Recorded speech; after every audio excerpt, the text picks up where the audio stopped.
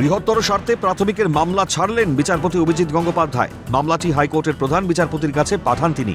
তার পর্যবেক্ষণ, এর সঙ্গে বৃহত্তর স্বার্থ জড়িয়ে রয়েছে, তাই মামলাটি জনস্বার্থ মামলা হিসেবে শুনানি করা উচিত। উল্লেখ্য, রাজ্যে শিক্ষক নিয়োগ সংক্রান্ত বেশ কিছু মামলা বিচারপতি অভিজিৎ গঙ্গোপাধ্যায়ের এজলাসে বিচারাধীন রয়েছে। সেগুলির মধ্যে অনেক মামলায় অনেক গুরুত্বপূর্ণ পর্যবেক্ষণ, নির্দেশও এসেছে বিচারপতি গঙ্গোপাধ্যায়ের বেঞ্চ থেকে। তবে প্রাথমিকের এই মামলার সঙ্গে নিয়োগ সংক্রান্ত কোনো বিষয়ের যোগ নেই। বিদেশ গাজী নামের মামলাকারীর একটি মামলা ওঠে বিচারপতি গঙ্গোপাধ্যায়ের এজলাসে। ওই মামলাকারীর বক্তব্য ছিল, পঞ্চম শ্রেণীকে যাতে পুরোপুরিভাবে প্রাথমিকের অন্তর্ভুক্ত করা হয়, এই মর্মে কলকাতা হাইকোর্টের দৃষ্টি আকর্ষণ করেন তিনি। আদালতে তিনি জানান, পঞ্চম শ্রেণীকে পুরোপুরিভাবে প্রাথমিকে অন্তর্ভুক্ত করা হোক।